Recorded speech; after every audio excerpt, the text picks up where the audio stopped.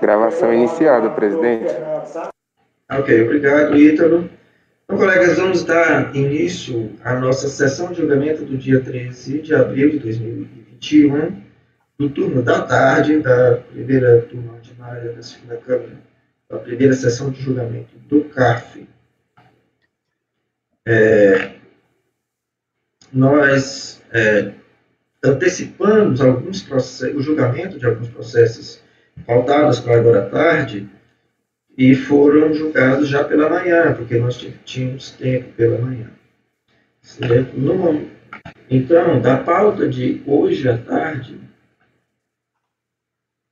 certo? Nós julgamos o item 5 da pauta e o item 6 da pauta.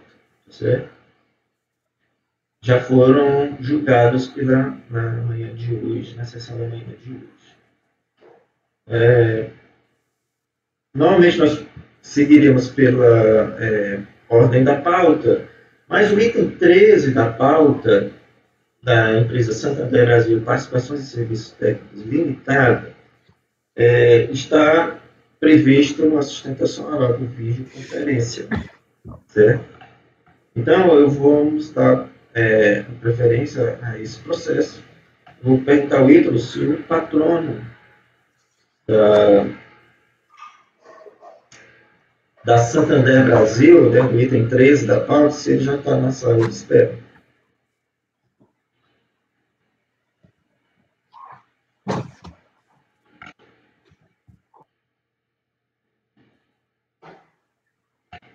Ítalo, você está aí? Sim, presidente.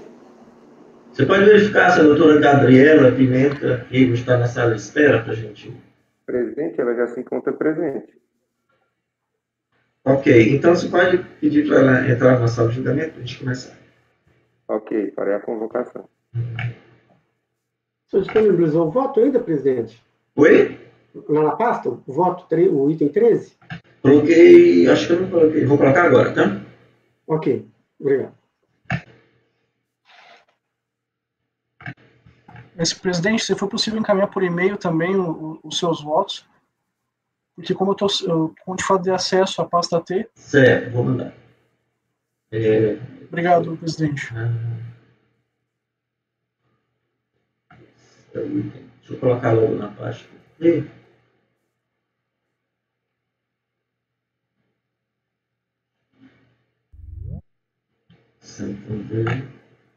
Vou mandar por e-mail agora, tá certo? É só para o Jefferson, né? Acho que todos os outros estão com acesso à pasta? Estão, né? Deixa eu mandar aqui para o Jefferson. Então. Deixa eu ver aqui. Doutora Gabriela, é isso? Está me ouvindo? Isso mesmo, conselheiro, estou ouvindo. Ok. Seja bem-vinda aqui à sala de reunião da primeira turma ordinária da segunda Câmara, da primeira sessão do CAF. Certo? Muito obrigada. O julgamento, a gente está com um pequeno problema técnico, vou ter que mandar um arquivo para o conselheiro que não está acessando a pasta D, é só alguns segundinhos de tolerância. Sem problema. Obrigado.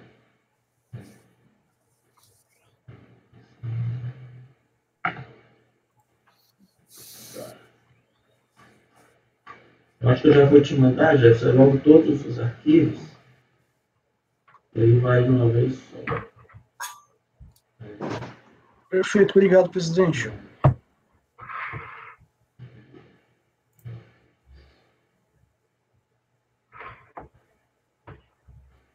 Ups. Selecionando tudo aqui, se for mais, não tem problema.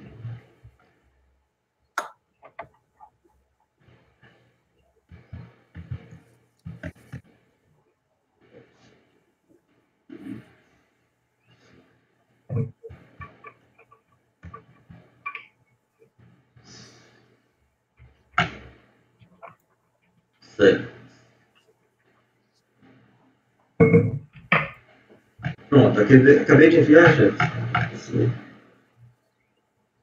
E aí? Recebi, presidente. Obrigado. Hein? Que bom. Doutora Gabriela.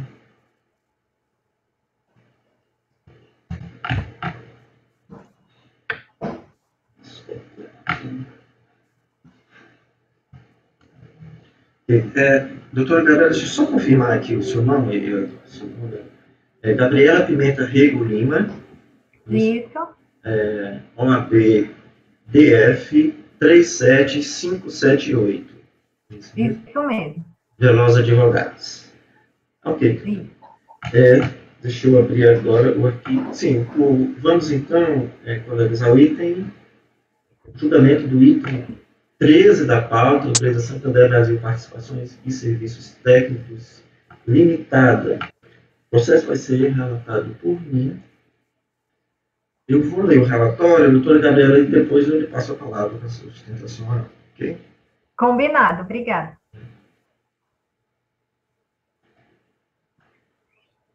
Ok, vou iniciar.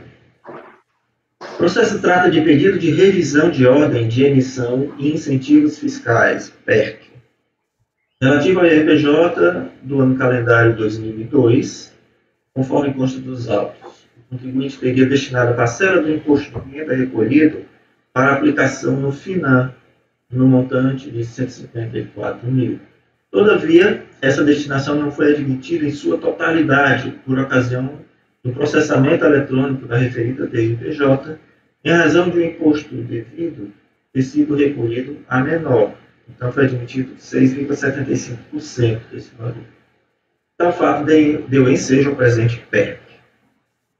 Ao apreciar esse pedido, a administração tributária o indeferiu, sem a análise da redução elaborada, mas apenas sob o fundamento de existência de débitos do contribuinte nos termos do despacho decisório de folhas 250.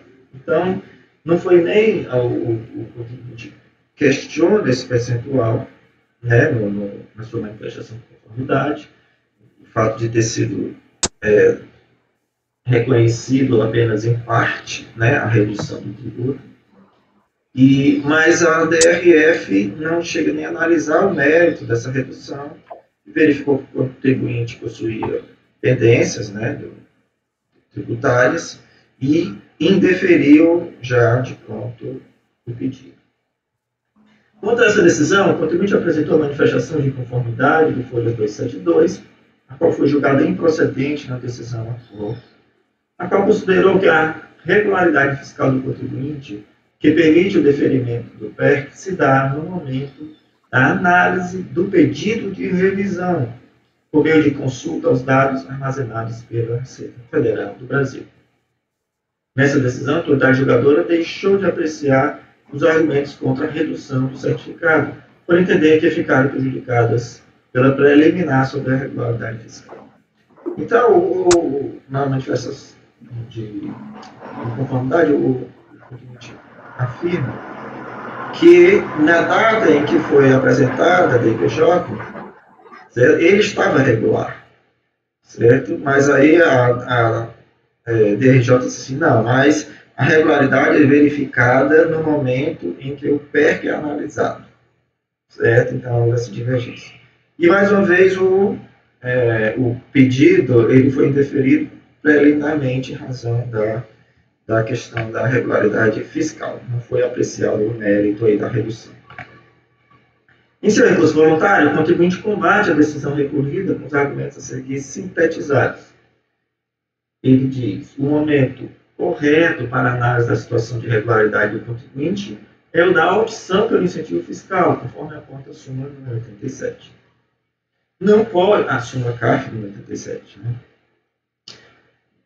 Afirma também que não pode prosperar o entendimento da decisão recorrida, no sentido de que o momento para verificar a regularidade fiscal do contribuinte é aquele da análise do PEC.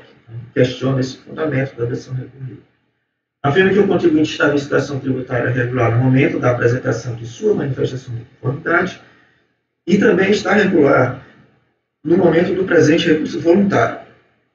Afirma também que não é devido à redução do certificado, pois não houve pagamento a menor do IRPJ, na medida em que o valor devido foi todo quitado por meio de pagamentos e compensações de tributos. Então, quando a gente questiona no recurso voluntário a questão preliminar, que é da regularidade fiscal, né, especificamente em relação ao momento em que essa regularidade deve ser ou pode ser verificada, e também questiona o mérito, que é a redução agorada ali, né, na época que apresentou o DRPJ. Este é o relatório, certo? Então, passo a palavra para a doutora Gabriela. Doutora Gabriela, já tem 15 minutos, certo? Para fazer a sua sustentação na palavra. Muito obrigada, conselheira. Eu vou até ser breve, porque o relatório foi bem objetivo, tocou exatamente nos pontos que a gente tinha separado para trazer aqui na sustentação. E eu gostaria de compartilhar a tela com vocês. Será que eu consigo? Sim, sim. Que a gente preparou aqui uma apresentação. Eu não tô, acho que eu achei aqui. Posso compartilhar? Sim. Sim, pode compartilhar, fica à vontade. Os senhores estão vendo? Sim, eu estou vendo. Então tá ótimo. Esperei só um minuto aqui. Continuam vendo? Sim. Continuamos. Tá.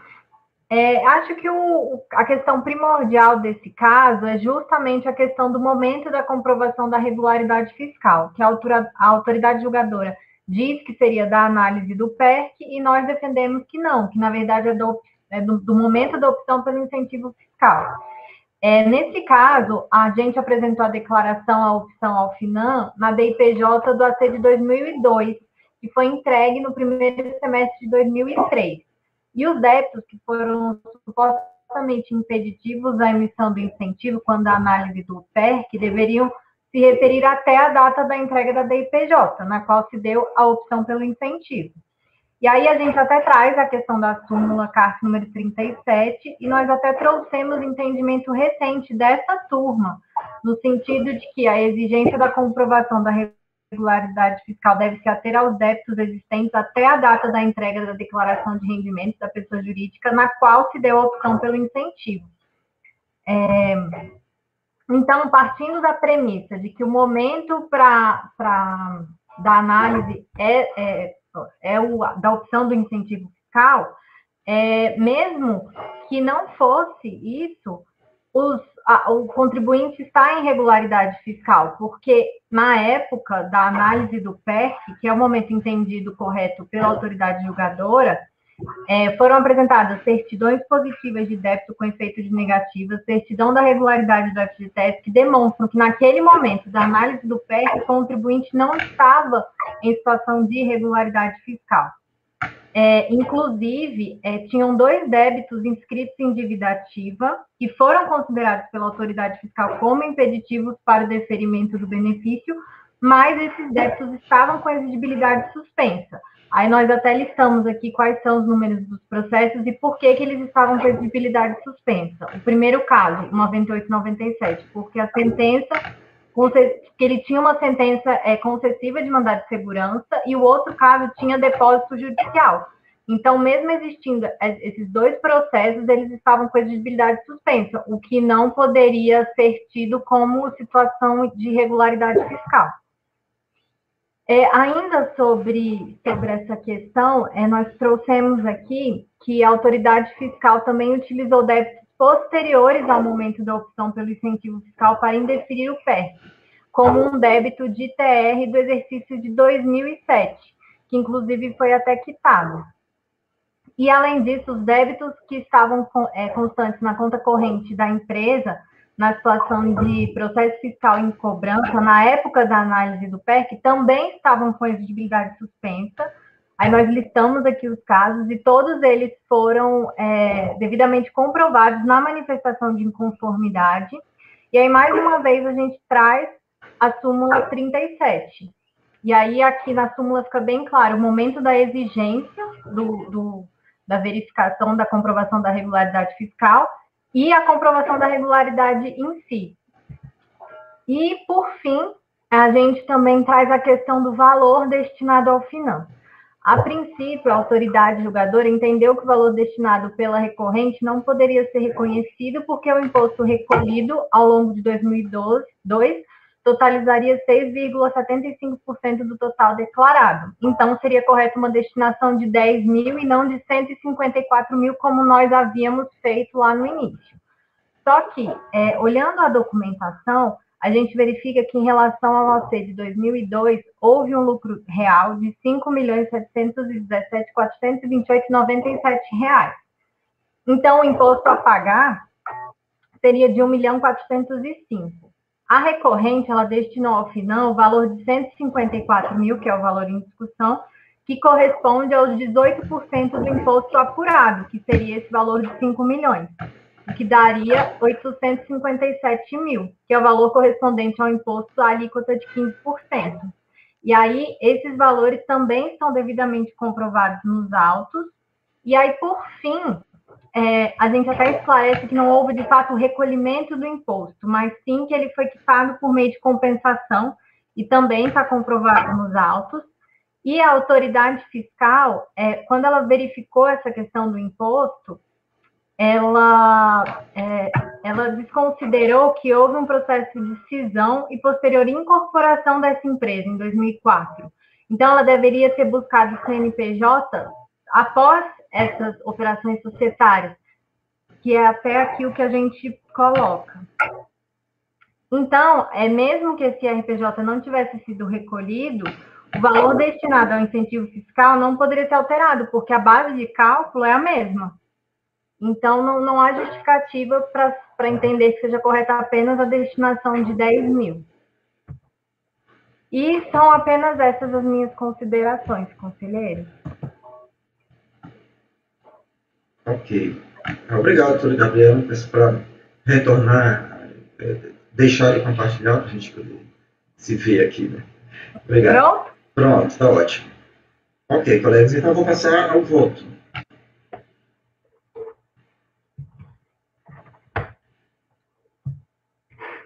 O recurso é tempestivo, atende às demais pressupostos de admissibilidade, pelo que passa por você.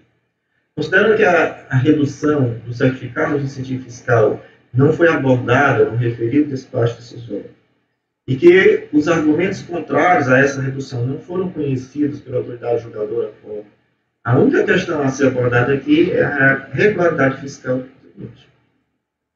O recorrente combate a decisão recorrida, afirmando que a regularidade fiscal do contribuinte deve ser averiguada no momento da entrega da DIPJ. Essa questão já foi pacificada no âmbito do contencioso administrativo, inclusive com efeitos vinculantes sobre a administração tributária, por meio da súmula CAF número 37, que diz: para fins de deferimento do pedido de revisão de órgãos de incentivos fiscais, a exigência de comprovação de regularidade fiscal deve-se ater aos débitos existentes até a data da entrega da declaração de rendimentos da pessoa jurídica, a qual se deu a opção pelo incentivo, e agora é a parte mais importante, admitindo-se a prova da regularidade em qualquer momento do processo administrativo, independentemente da época em que tenha ocorrido a regularização, e inclusive mediante a apresentação de certidão de regularidade posterior à data da opção. Então, vai ficar definido no CAF de que só impedem o benefício fiscal as pendências tributárias anteriores ao pedido, certo? E não, mesmo que haja pendências fiscais anteriores ao pedido, se quando estiver regularizada a situação em qualquer momento do processo, essa pendência fiscal ela deixa de se tornar impeditiva para a obtenção do benefício fiscal, certo? Então, no caso, assiste razão contribuinte ao recorrente, quando diz que as pendências fiscais apontadas na decisão recorrida não poderiam impedir o benefício do tributo, não poderiam impedir o usufruto do benefício, melhor dizendo. Continuando no voto. Verifico que o enunciado da referida súmula adequa-se perfeitamente à presente situação fática, pelo que deve ser aplicada. Todavia, verifico que a DRF apreciou a regularidade fiscal do contribuinte na época do despacho decisório, conforme o relatório de folhas 223, ou seja, mais de 5 anos depois do processamento da DPJ. Com isso, entendo que deve ser verificado se o contribuinte estava em situação regular na época em que declarou a utilização do incentivo fiscal ou em algum momento posterior. E, adicionalmente, devem ser considerados e averiguados os argumentos do contribuinte, no sentido de que não houve pagamento menor de RPJ, a daí seja a redução do certificado. É certo que tais informações podem ser trazidas para os autos por meio de diligência fiscal. Contudo, eu entendo que a análise do mérito da redução do certificado, apenas na presente esfera recursal, pode trazer dano ao devido processo legal, pela supressão da primeira instância. Nesse caso, a solução mais adequada é a emissão de novo despacho decisório, com a devida análise de mérito, embora o primeiro despacho decisório não possua vício a causar a sua nulidade, devendo apenas ser superada a preliminar supressão. Então, colegas, eu estou adotando aqui, propondo uma solução parecida com aquelas que a gente usa nas DECOMPs, certo? Que é, olha, quando uma DECOMP é interferida por exemplo, uma prescrição e a gente supera a prescrição, a gente manda de volta para a DRF, realizador do despacho decisório. Aqui no caso, eu também estou superando uma preliminar, que não é prescrição, mas é uma preliminar prejudicial para a análise do mérito, que é a questão da regularidade fiscal, superando isso, né? Mas como tem uma questão de mérito a analisar, e essa questão de mérito nunca foi apreciada nem pela DRF, nem pela DRJ, eu entendo que é melhor que esse processo retorne para a DRF, para que ela supere a questão da regularidade fiscal, que impediu a análise do mérito, e faça a análise do mérito, certo? Eu não sei, eu acho que não lembro a gente não ter feito isso antes, mas é isso que eu coloco, certo? Para a turma, claro, fica aberto aí para outras possibilidades, as alternativas. Então, finalizando o voto, diante das razões aqui expostas, voto por dar parcial provimento ao recurso voluntário para determinar o retorno dos atos da DRF da origem. Tem um áudio aí, deixa eu... Vou retomar. Diante das razões aqui expostas, voto por dar parcial provimento ao recurso voluntário para determinar o retorno dos autos da DRF de origem, a fim de que esta aprecie a regularidade fiscal do contribuinte desde o momento da apresentação da DPJ e em qualquer outro momento do processo. E caso não haja, em qualquer momento, a irregularidade fiscal e peça a fruição do incentivo fiscal, proceda à análise da redução do certificado diante dos argumentos trazidos pelo recorrente, emitindo ao final novo despacho decisório, qual poderá dar ensejo ao novo ciclo processual, sem prejuízo para a possibilidade da DRF requerer informações adicionais ao contribuinte. Este é o voto e abro a palavra para os debates e questionamentos.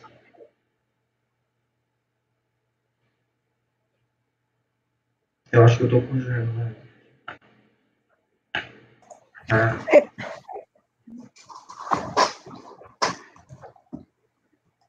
Hudson, pode falar, Jane, pode falar.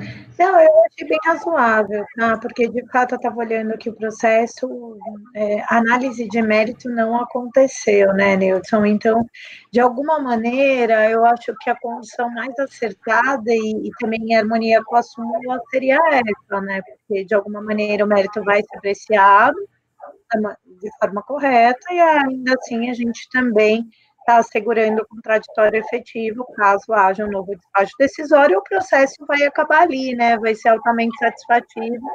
Então, eu acho que sim, é uma condição na linha do que a gente vai fazendo, claro, numa situação diferente, mas, pessoalmente, eu gostei da forma como você conduziu, para mim, sem ressalvas. Eu acho que pode ser adotado dessa forma e assegura aí os dois lados de uma maneira bem justa, né, em homenagem à verdade material e análise de mérito propriamente. Porque eu não me senti à vontade de analisar o mérito, certo? Claro. Não é pelo que está tanto pelo que está no processo, né, não seria uma análise muito segura para mim, né, e também por esse risco aí, contraditório. Digamos, eu não sei, eu não analisei, mas digamos que eu analisasse e chegasse à conclusão que não há o direito, ou que o direito não é todo aquele que foi pedido. Aí haveria um risco, essencialmente, de defesa, que a gente já está na última instância, praticamente. Né? E eu concordo, e existiria mesmo, por isso que talvez é a melhor saída mesmo. Mais alguma manifestação? Podemos colocar em votação? Sim, presidente. Efigênio? Com o relator, presidente. Acompanhe o relator, presidente. Também acompanho, presidente. Com o relator, presidente. Com o relator. Ok, então o resultado do julgamento do item 13 da nossa pauta ficou da seguinte forma. Dar provimento parcial ao recurso voluntário por unanimidade, certo? Para que seja pronotado um novo despacho decisório, superando a preliminar, né, nos termos do voto do relator. Ok? E aí eu vou colocar no texto da ata, mais ou menos o texto do dispositivo do voto. Certo? Conselheiro, o senhor pode só repetir quando o senhor falou que o processo ia voltar para a DRJ para se apreciar a regularidade fiscal desde o momento Tá, eu vou ler o dispositivo de novo, certo? Certo. Diante das razões aqui expostas, voto por dar parcial provimento ao recurso voluntário para determinar o retorno dos autos à DRF de origem, a fim de que esta aprecie a regularidade fiscal do contribuinte desde o momento da apresentação da DRPJ e em qualquer outro momento do processo. E, caso não haja, em qualquer momento, a irregularidade fiscal que impeça a fruição do incentivo fiscal, proceda à análise da dedução do certificado diante dos argumentos trazidos pelo recorrente, emitindo, ao final, um novo despacho decisório, o qual poderá dar ensejo a novo ciclo processual, sem prejuízo para a possibilidade de a DRF requerer informações adicionais ao contribuinte. Alguma dúvida? Tá. Não, ficou claro. Tá, ok. Então, ficou assim o resultado, né? Agradeço a sua participação, né, dos esclarecimentos, e a gente vai dar continuidade à votação, pedir para a senhora sair dessa. Obrigada, conselheiro. Boa tarde. Boa tarde, obrigado. Tchau.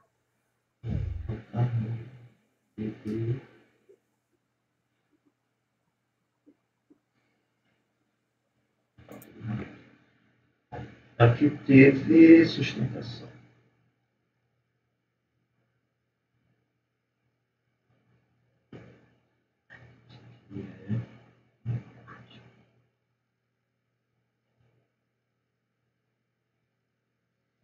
Fazer aqui as anotações. Essas anotações dão um trabalhinho. Então, colegas, vamos retornar à ordem da nossa pauta. O último processo que nós julgamos, na parte da manhã, foi o item 6 da pauta. O item 7 da pauta, processo da empresa Novelis do Brasil Limitada, foi retirado de pauta, a pedido das partes. O item 8 da pauta, o processo da empresa Total Linhas Aéreas S.A., que vai ser relatado por mim também. E eu esqueci de colocar... Está lá, presidente. Ah, já está? Eu acho que eu coloquei para amanhã. Tá ótimo. Gerson, envia os processos para você também, tá? Obrigado, Efigênio. Já vi, já baixei. Obrigado mesmo. Hein? Ok. Deixa eu ver aqui. Muito arquivo aberto aqui, deixa eu... Vou iniciar o relatório, tá certo? O processo O presente processo trata de lançamentos tributários para exigir IRPJ e contribuição social, bem como juros de mora e multa de ofício, 75%, no total de R$ 1.252.000, relativos a fatos geradores ocorridos no ano 2003, conforme os autos de infração de folhas número 8. O lançamento de IRPJ é devido à dedução de despesas não comprovadas ou não necessárias. O lançamento de contribuição social é decorrente dos mesmos fatos que deram ensejo ao lançamento de IRPJ. Em apertada síntese, a empresa foi autuada por 3 motivos. 1. Deixou de comprovar a aquisição de bens contabilizados no seu estoque de peças de reposição e que foram baixados como despesa. 2. Deixou de comprovar algumas despesas com pagamento de serviços, pagamento de comissões e pagamento de encargos financeiros. 3.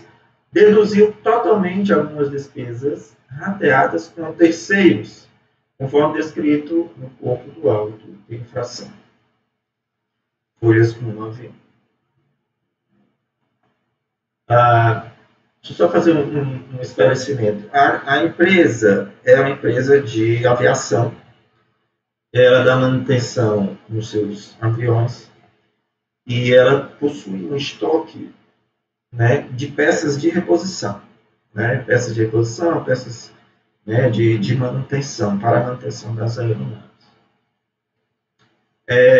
E aí é esse estoque que foi o item do primeiro, digamos, fato, né?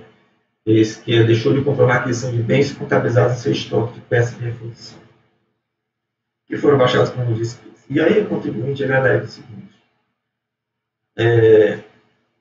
que ele trabalha da seguinte maneira, ele, quando vai fazer a manutenção, né, de uma aeronave, que ele precisa de uma peça, ele tira a peça do estoque e coloca, né, e repõe. A peça reposta, substituída, ela não é descartada, ela vai para a manutenção. É um reparo. Né? E depois desse reparo, ela volta para o estoque. Certo? E o contribuinte lança como custo, na verdade, o custo do reparo da peça que foi substituída. Certo? Essa seria, digamos, a sistemática da empresa, né? O fluxo de trabalho da empresa. A questão é como é que ela registra isso, se a maneira como ela registra isso, né, dá para evidenciar aí a questão da dedutibilidade dessas despesas. E, novamente, não há dúvida em relação à existência dessas reposições, desses consumos, ou mesmo de pagamentos, mas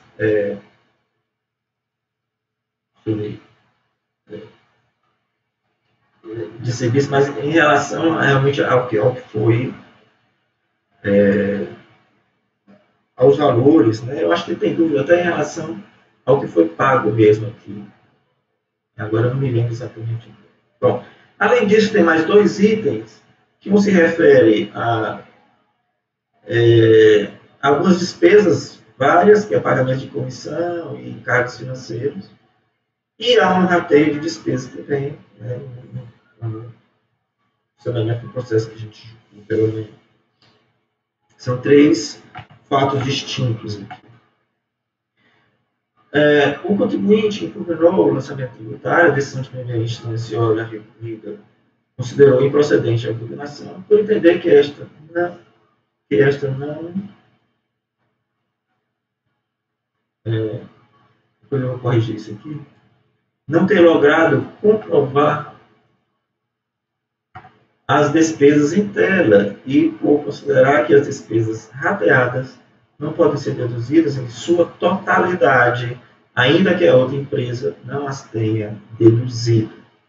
E aqui cabe um esclarecimento preliminar que ele, na verdade, o contribuinte disse, não, isso aqui é um rateio, mas a outra empresa não pagava, que pagava eu pagava tudo. Certo? Mais ou menos o que ele disse. E aí, como a outra empresa ela não aproveitou essa despesa, eu aproveitei tudo aqui. O recurso voluntário apresentado em seguida repisa os argumentos já oferecidos na impugnação, a seguir sintetizados. Os lançamentos tributários são nulos em razão de terem sido lavrados pela Receita Federal, a qual, detalhe, pela Secretaria da Receita Federal, a qual não tinha competência para fazê-lo, considerando que o procedimento fiscal foi instaurado pela Receita Federal do Brasil. Certo? Literalmente. E aqui um esclarecimento, né? O lançamento foi naquela época em que houve a fusão com a Receita Previdenciária, houve uma medida provisória em que foi criada a Receita Federal do Brasil, certo? A medida provisória caducou, e aí a fusão, né, foi revertida, a Receita Federal do Brasil deixou de existir, voltou a ser Secretaria da Receita Federal, certo? Então, a instauração do procedimento foi feito na época da Receita Federal do Brasil, na época da vigência da medida provisória, mas a auditoria em si foi toda praticada já depois da decadência da medida provisória, ou seja, já voltou a ser Secretaria da Receita Federal. Difícil entender, mas o raciocínio é bem simples. Item 2, o outro argumento do contribuinte. As despesas com peças para a manutenção das aeronaves são dedutíveis, conforme os documentos apresentados. Item 3, as despesas administrativas são dedutíveis, conforme os documentos que serão apresentados. As despesas realizadas em conjunto com a empresa transportadora Sulista S.A. são dedutíveis, considerando que foram assumidas pela recorrente e não foram deduzidas pela empresa ligada. Não é possível a utilização da taxa Selic para o cálculo dos juros de modo. Os argumentos de defesa do recorrente serão detalhados e apreciados no ponto que se segue. É o relatório. Vou passar para, se não tiver nenhuma dúvida, eu vou passar para o voto. O recurso é tempestivo, atende as demais pressupostos de admissibilidade que eu passo a conhecer. Recorrente opõe-se à decisão de primeira instância, com os argumentos a seguir apresentados e apreciados. Tem uma preliminar de nulidade, a gente tem que analisar primeiro. Recorrente entende que o procedimento fiscal é nulo por ter sido instaurado por um órgão da administração tributária, que, criado por meio de uma medida provisória e, em seguida, foi extinto. O que foi criado? E, em seguida, foi extinto pela decadência da referida medida provisória, conforme os seguintes 6 folhas, que eu esqueci de colocar as folhas. Aqui eu vou ter que corrigir, ficou um ruído aqui. Aí aqui eu vou ter que corrigir, que eu não fiz a transcrição, acho que deve ter sido na hora do intervalo. Eu voltei. Bom, mas só faltou aqui a transcrição. Continuando no voto. Assim sendo, todo procedimento administrativo... não, está aqui a transcrição. Assim sendo, todo procedimento administrativo padece de um vício originário, que foi instaurado pela Receita Federal do Brasil, órgão criado pela MP 258, a qual decaiu por recursos prazos. Parece que o mandato de procedimento fiscal MPF foi expedido em data de 18 de novembro de 2005, último dia de vigência da MP. Mas dele a recorrente somente foi intimada em 21 de novembro, quando efetivamente iniciaram-se os trabalhos. Então, essa é a transcrição, certo? Esse aqui é o argumento do contribuinte. Depois eu vou só melhorar a formatação. A decisão recorrida apreciou este mesmo argumento, afastando com a seguinte motivação. E aqui eu transcrevo, mas eu sintetizo depois. Em síntese, a decisão recorrida entendeu que os atos praticados no âmbito da Receita Federal do Brasil, a qual havia sido criada pela MP 258/2005, não perderam a sua validade quando ocorreu a decadência da referida MP. Apesar de o referido órgão ter sido extinto, a Secretaria da Receita Federal convalidou os seus atos e deu continuidade aos seus procedimentos por meio da portaria SRF número 6088 de 2005. No recurso voluntário, o recorrente afirma que a Secretaria da Receita Federal não poderia convalidar os atos praticados no âmbito da Receita Federal do Brasil por ausência de competência para tal. Eu acho que o Ítalo caiu, né? Eu vou... Ele aparece aqui, presidente. Não, mas é porque aparece por um erro do Jitsi. Aqui ele caiu. E eu recebi a mensagem da chefe do CEPOG que o apoio do CAF está tendo dificuldade, né, de acesso às salas de reunião do Jitsi, porque a orientação foi dar prosseguimento com as nossas gravações, certo? Que feito por mim, uma ocasião de gente está fazendo também, certo? E quando ele retornar, ele volta a gravação. Então, nesse caso, eu vou continuar, certo? Então, eu vou ter que mandar essa gravação para o CEPOG depois. Então, continuando.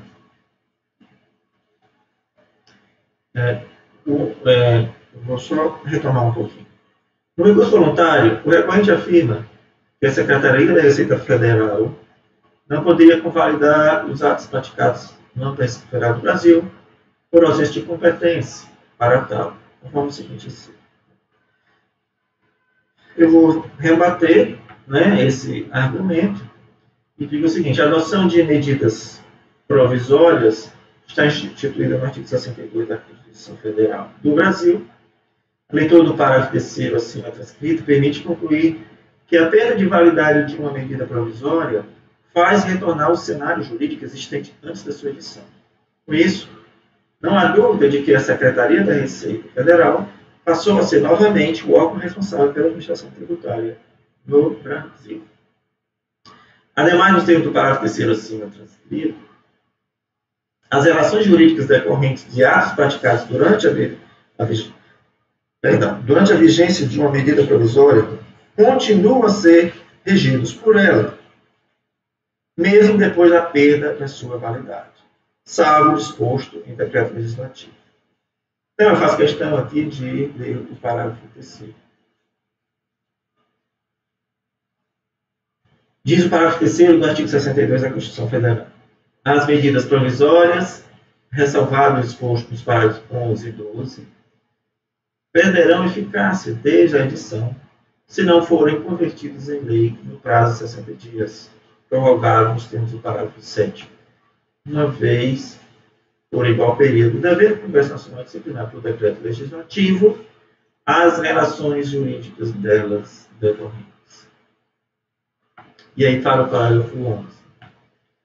Não editado o decreto legislativo a que se refere o parágrafo terceiro, até 60 dias após a rejeição ou perda de eficácia da medida provisória, as relações jurídicas constituídas e decorrentes de atos praticados durante a vigência conservar-se-ão por ela redigidas.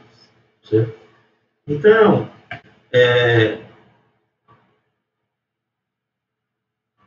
o que acontece? Mesmo que a ANP tenha caducado, os atos praticados na sua vigência continuam sendo regidos pela ANP. Por isso, assim como o advento da MP 258 de 2005 fez com que as atividades da Secretaria da Receita Federal ganhassem continuidade por meio de atos da Receita Federal do Brasil, com a perda da validade dessa MP, as atividades da Receita Federal do Brasil ganharam continuidade por meio de atos da Secretaria da Receita Federal, não havendo que falar de qualquer solução de continuidade. Restante, entendo que os atos praticados no presente processo são válidos, de forma que a presente reclamação deve ser afastada. Então, vamos entrar no mérito. Item 2, peças de reposição e redução de despesas. A fiscalização verificou que o contribuinte mantinha em estoque peças para a manutenção de suas aeronaves e, na medida em que as peças eram utilizadas,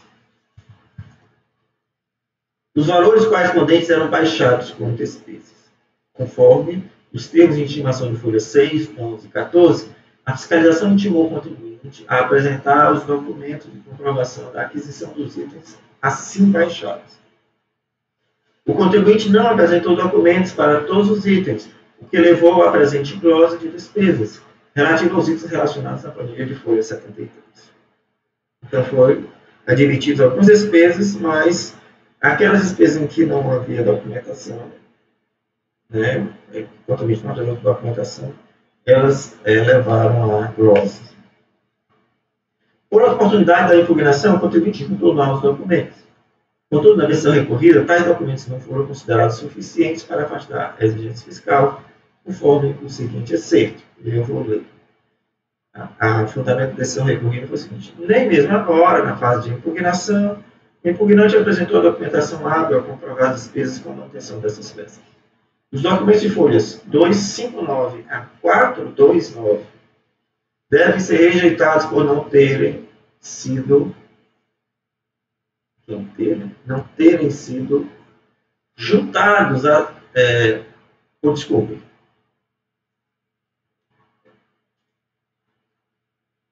Deixa eu repetir.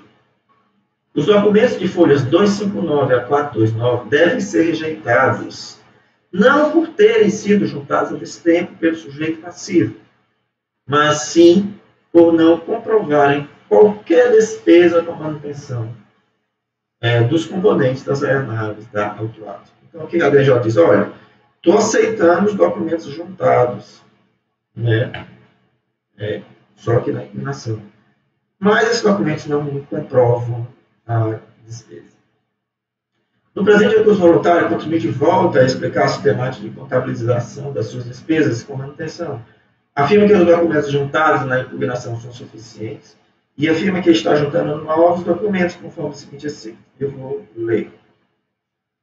Diz o contribuinte: sucede que os documentos já apresentados, lançados no sistema SAP da hora recorrente, evidenciam com clareza os custos e despesas realizados na manutenção de peças e componentes. Aliás, dado o volume desses documentos, ocupando quase 200 páginas dos autos do processo, soa absolutamente superficial a única observação a seu respeito na decisão recorrida. De todo modo, a recorrente está providenciando um reforço da prova documental, devendo juntar mais comprovantes ao processo administrativo o mais breve possível. De fato, no que diz essa matéria, ele juntou muitos documentos. Ao item seguinte, ela diz que vai juntar, mas não juntou. Mas em relação a essa matéria, juntou bastante documentos, que é a matéria glosa de despesa. Né? O voto. Verifico que os documentos juntados na impugnação são telas e relatórios de um sistema informatizado, os quais não são hábeis para comprovar a efetiva realização das despesas, para o qual é necessário provar a aquisição onerosa dos apontados itens do estoque ou algo similar. Certo? Então, o que ele juntou na impugnação foram telas do sistema, mas as telas do sistema de controle, lá, a gente não comprova que os bens foram adquiridos, que houve efetivamente a despesa ou efetivamente o pagamento. Então, eu entendo que está correta a decisão de primeira instância. O contribuinte também juntou ao processo um grande número de documentos anexo ao presente recurso voluntário, das folhas 481 a 1726, ou seja, quase 1.300 páginas, né? Mais de 1.200 páginas, por meio do qual traz explicações e cópias de notas fiscais, faturas, invoices, etc., para cada item da referida planilha de número de folha 73. E aí agora ele é bem analítico. Certo? Quer dizer, mais ou menos. Eu vou explicar. Constatei que o primeiro item, são vários itens, né? Constatei que o primeiro item deve ser glosado em razão de este ter sido devolvido ao fornecedor. Ou seja, o item foi adquirido, mas foi devolvido. Então não houve despesa, certo? Já que ele foi devolvido. E não consta nenhum ônus em relação a essa devolução.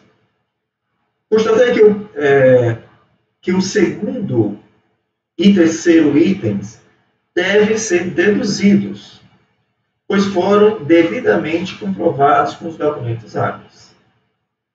Contudo, há itens em que o valor lançado na contabilidade é uma síntese de uma série de operações que não podem ser averiguadas de forma direta a partir dos documentos juntados, pois necessitam da verificação da existência de registro das operações intermediárias. Por exemplo, o 8º item da referida planilha, datado de 21/2/2003, com o valor de R$ 82.429, assim explicado pelo recorrente. O que o recorrente diz sobre esse item 8? Ele diz o seguinte: em 5/2/2002, foi removido de uma aeronave de nossa frota o item de série número tal, para reparo, no qual foi aberta a ordem de serviço número tal, foi enviado para o fornecedor tal, que gerou a nota fiscal tal, no dia tal, cobrando o valor X pelos seus serviços. Foi consumido do estoque o valor de R$ 92 em materiais, gerando um custo total de R$ 3.777. No dia 10 de março, foram efetuados os comandos 261/101, retorno do material de reparo para o estoque, gerando o documento, esse daqui, data de lançamento 21 de fevereiro de 2003, com o custo médio de estoque R$ 82.249.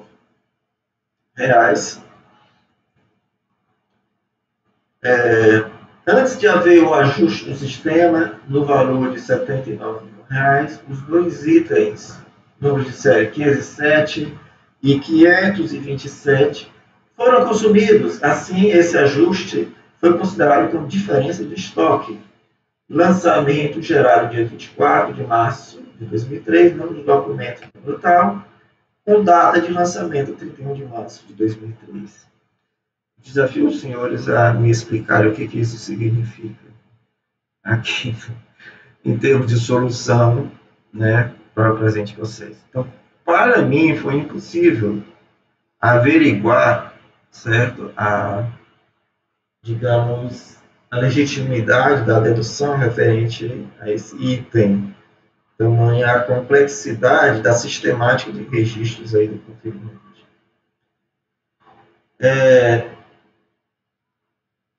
Numa situação como essa, eu tinha duas opções.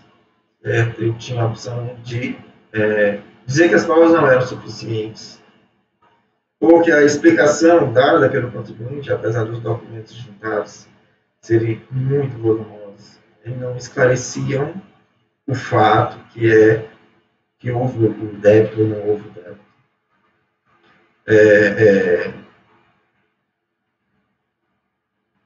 Ou então, eu pedi de uma diligência. Eu fiquei realmente na dúvida. Né?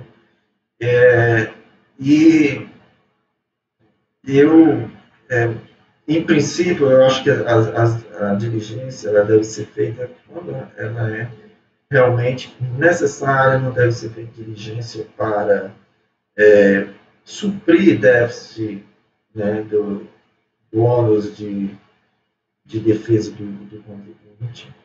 Mas, nesse caso, o contribuinte se esforça, né, traz muitos documentos, traz explicações, embora essas explicações não estejam claras, na minha opinião, o suficiente para se chegar à conclusão em alguns desses itens.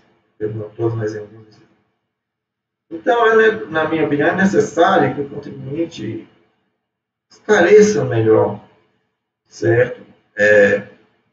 Essas movimentações que ele fez, esses registros contábeis que ele fez, de modo que fique claro, entende?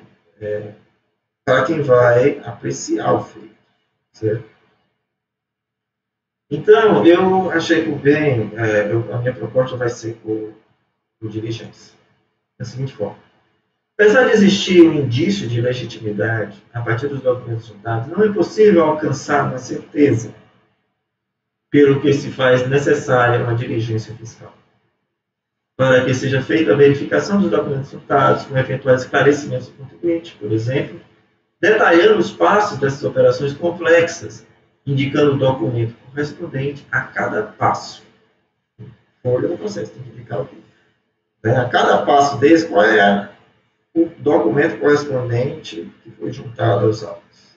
Então, essa é a minha proposta. Das demais questões, aí continuamos traz outras questões que eu já relatei, mas esses argumentos do contribuinte, do recorrente, eles apesar de estarem aptos para serem decididos, né, eu deixo de apreciar em razão da minha proposta de diligência, embora eu tenha outro.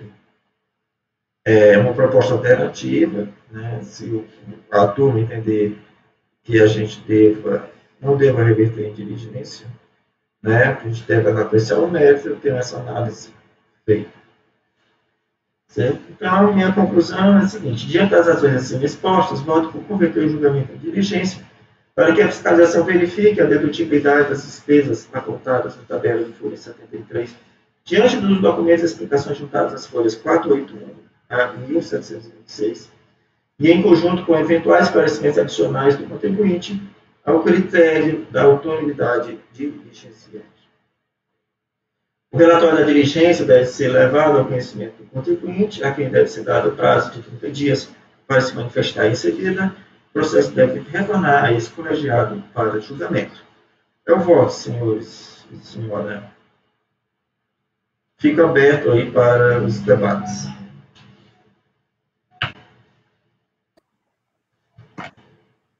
Bom. Gisele. Sempre sou eu, né? Olha, Nilson, eu acho que assim, eu vi, é um volume de documentos bem complicado para você concatenar, né? O contribuinte, bem ou mal, não fez esse casamento na linha do que você está pedindo na diligência. Eu acho que a operação é bem plausível, muito provavelmente, quanto à dedutibilidade, ele deve ter esse direito, mas o montante e a forma como ele casa na contabilidade, realmente, eu também dei uma folhada, não está tão clara. Eu acho muito razoável a diligência nos termos como você propôs. Pessoalmente, é uma alternativa que me agrada. Nesses casos, lembra muito esse último que eu joguei da Isa. Claro que em questões fáticas diferentes, mas você também tinha forma de contabilização, você tinha uma série de nuances que não estavam talvez tão claras assim, e que a diligência foi super assertiva. Então, aqui eu acho que é um desses casos, sabe, Nilson? Então, eu pessoalmente me sinto mais confortável, acho que no seu lugar também como relatora seria um dos casos que eu elegeria para a diligência. Então, da minha parte, eu também não tendo a ser tão criteriosa como você com diligência, quando há dúvidas e tudo mais, a gente sabe disso, mas aqui eu acho que está bem formalizada esse indício de direito, através de um esforço do contribuinte muito claro em trazer um conjunto probatório eficiente para ele na medida do conhecimento da operação dele, mas claro, para a gente apreciar, ela teria que estar um pouco mais concatenada, e eu acho que a diligência vai suprir, sim, de forma eficiente, talvez o que a gente não consiga enxergar num primeiro momento, assim, dado o volume. Então, eu pessoalmente, me agrada esse desfecho, é só isso. Ok, obrigado. Mais alguém? Só vai dar trabalho, assim, chegar a uma conclusão essa diligência, né, presidente? Vai. Enfim, não sei. Diligência para que a fiscalização verifique a dedutibilidade das despesas apontadas às folhas 73. Qual é o critério que a gente está sugerindo? Os documentos que ele juntou no recurso voluntário. Essa é a novidade. Ele junta um volume grande. Todos os documentos juntados devem ser deduzidos? É isso? Qual é o critério que a gente está apontando? Porque ele junta um monte de ordem de serviço de fora do país. Ele traz uma explicação também. Ele traz item a item, traz uma explicação. Ele separa, né? Item tal. Aí ele vai lá, traz a explicação, diz os documentos. Por isso que eu fiz questão de transcrever, certo? Essa explicação dele, apesar de, para mim, ser ininteligível, né? Mas ele explicou, certo? Não simplesmente juntou os documentos. Se ele tivesse simplesmente jogado os documentos nos autos, sem nenhuma explicação, eu não pediria diligência, certo? Eu acho que ele tem outros métodos. Mas ele explicou. Tanto é que, em alguns casos, você viu, eu entendo que deve ser deduzido, certo? Já em outros, não. Eu entendo que não deve ser deduzido, porque a mercadoria foi devolvida, certo? Então, ele traz a explicação, ele traz, digamos, evidências materiais, certo? Mas em certas situações, como são essas peças de reposição que são repostas e revisadas, a maneira como ele registra isso é mais complexa do que, digamos assim, a explicação que ele trouxe poderia esclarecer. Então, ele precisaria de uma explicação mais analítica. Né? Eu faço essa observação, presidente, assim, pensando muito na instrumentalidade do processo em si. Um processo antigo, enfim, que chega agora, a gente vai pedir a diligência, e eu acho adequada a solução, mas eu fico imaginando se o critério, que a gente está dizendo, ao critério da autoridade diligenciante, ok, ela vai eleger um critério do que Não, é isso não. O critério aí não é o critério de dedutibilidade. O critério de dedutibilidade é da lei. A autoridade fiscal não tem alternativa. Tá certo? O critério aí, desculpa, deve estar claro o texto, certo? Diz respeito aos eventuais esclarecimentos adicionais do contribuinte. Então, fica o critério da autoridade diligenciante fazer ou solicitar esclarecimentos adicionais. E com que esclarecimentos serão esses? Tá certo? Isso aqui está o critério da autoridade diligenciante. Não o critério de dedutibilidade. O critério de dedutibilidade é da lei. Tem que ser necessário, usual. Né? Tem que ter uma ocorrida de fato. Isso aí é da lei. Isso daí não está, né, sob o escrutínio da autoridade. Tranquilo. Eu só tenho assim, a sensação de que corremos o risco da gente fazer essa diligência, como ela de fato é um refazimento mesmo assim, da fiscalização como um todo, até por culpa do próprio contribuinte, que só trouxe isso agora no recurso voluntário. Exatamente. Não tem nada no processo. Então, assim, não tem nenhum apontamento a fazer ao trabalho, tanto da fiscalização quanto da DRJ. Isso é um fato. Sim. Mas está partindo agora, é como se nós estivéssemos pegando da diligência e refazendo a ação fiscal.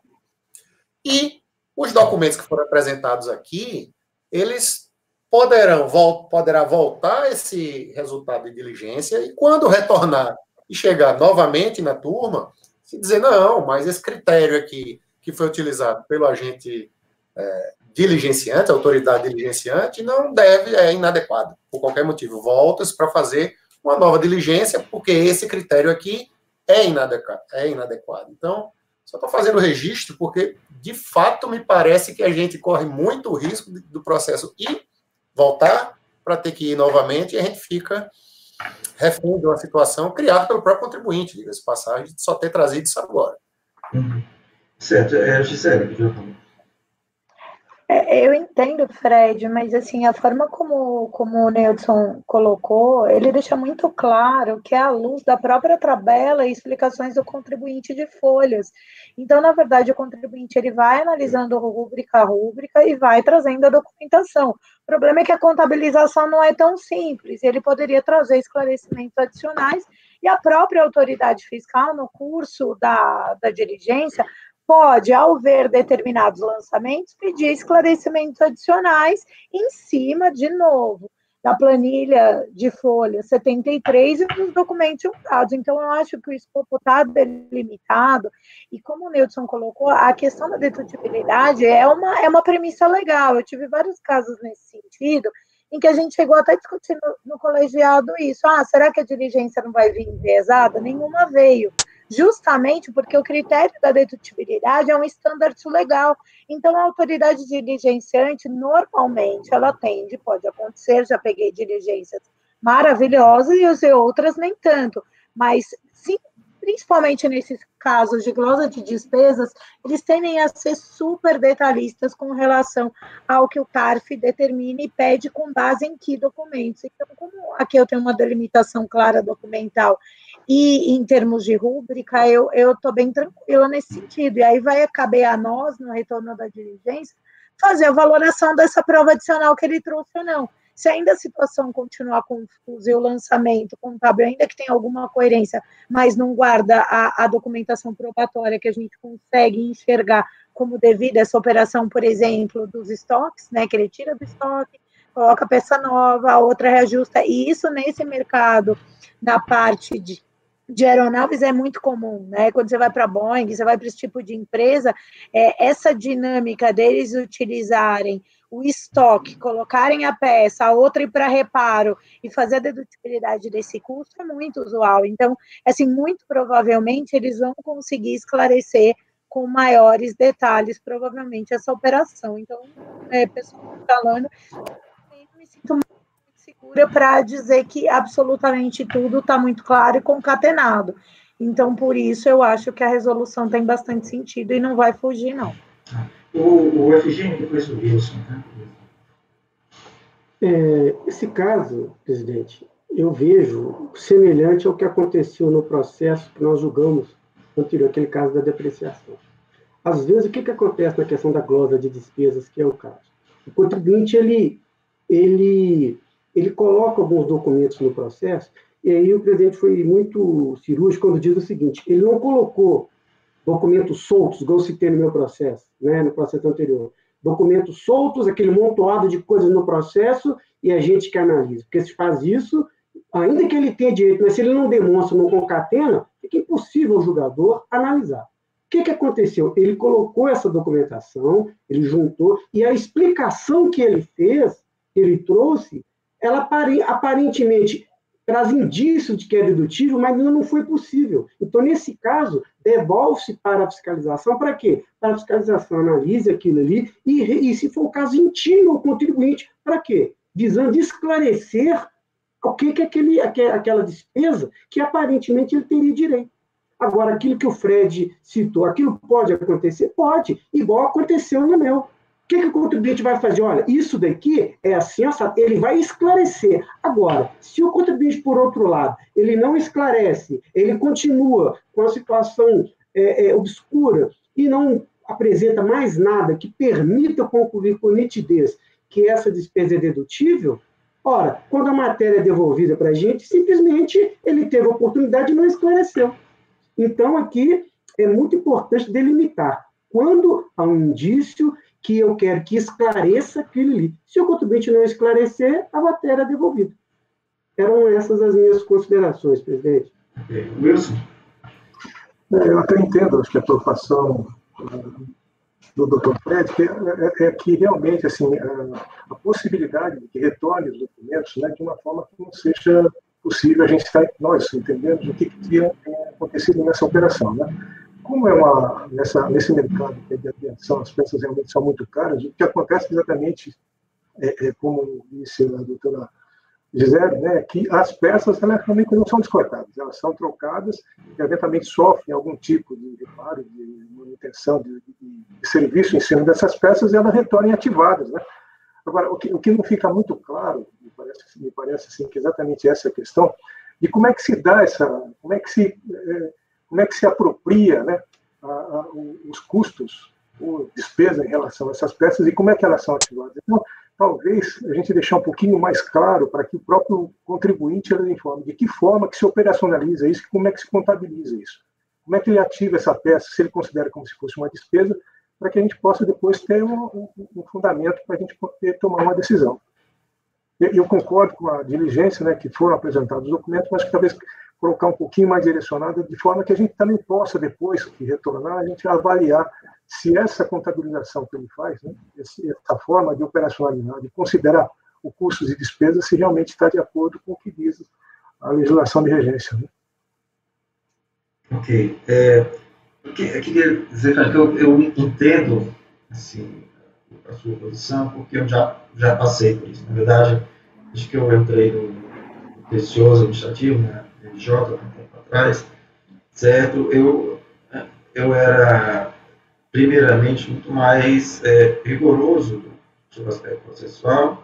Eu entendia que lá o decreto 70/85 deveria ser seguido, só poderia juntar provas até a impugnação, depois disso não poderia juntar provas. Foi o meu primeiro posicionamento, com fundamento no próprio decreto 72/85, claro, ressalvado aquelas exceções expressamente trazidas na lei. Na DRJ, quando eu comecei digamos, a cair mesmo no trabalho de julgamento na DRJ, que a turma, né, não só a minha turma, mas praticamente todas as DRJs aceitavam provas depois da impugnação, certo? Mesmo isso em regra, né? Claro que sempre, mas em todos, mas em regra, certo? Mesmo que o contribuinte apresentar essas provas já um mês depois, 2 meses, 3 meses, às vezes um ano depois, né? Lá a gente passava a aceitar. E aí eu mudei meu posicionamento. Não, tudo bem. A DRJ é um órgão ainda interno da Receita, ainda é um órgão de revisão, certo? Então é razoável que para a revisão seja apreciado documentos novos, certo? Aí, quer dizer, eu já migrei, né? Mas não, tudo bem, mas já na segunda instância, aí foi quando eu vim aqui para o caso, na segunda instância já não dá para fazer isso, porque, olha, eu já teve a oportunidade na impugnação, teve a oportunidade até o julgamento lá de primeira instância, que na segunda instância, que é, em princípio, a última instância, né? Não deve ser aceito, eu defendi isso durante algum tempo. Mas, digamos assim, de tanto bater em ferro frio, digamos assim, ela sempre derrotada, eu acabei mudando o meu posicionamento, porque é baseado em quê? Aqui no julgamento administrativo, tem uma coisa chamada princípio da verdade material. É extremamente perigoso, certo? Como toda aplicação de princípio é perigoso, porque como não há limites claros, específicos de aplicação, de interpretação, de aplicação, isso traz, sim, alguns riscos, mas isso também não é motivo para deixar de aplicá-los, né? Então, a gente, é sempre difícil manusear os princípios, mas o princípio da verdade material, ele é muito prestigiado no processo administrativo tributário. E, mais uma vez, eu me inclinei assim, ao entendimento da turma que eu participei, não sou dessa, mas da turma que eu participei já desde 2013, eu entrei no CAP em 2013, no sentido de que, sim, a gente pode juntar documentos, desde que esses documentos indiquem, né, ou configurem uma determinada realidade que seja contrária ao que, digamos, está sendo encaminhado o processo. Tá? Essa é a tal da verdade material e a oposição à verdade formal, né, que já estava sendo registrado no processo. Claro que tem limites, claro que tem gente que abusa. E eu adotei, assim, esse critério, eu adotava o critério, assim, do meio, né? Tem que ter algo, já tem que ter alguma substância para eu poder aceitar, certo? E aceitar apreciar essas provas novas, aceitar fazer uma diligência para esclarecer quando elas não são totalmente suficientes. Tem que ter alguma substância. Então, meu posicionamento é assim, eu não aceito, né, se for simplesmente para dar uma diligência, para dar uma nova oportunidade para apresentar provas. Isso não. Não, mas eu aceito as provas juntadas ao recurso, desde que elas tenham algum efeito prático, né? Que elas consigam elucidar alguma realidade material, certo? Nova no processo. Então, assim, eu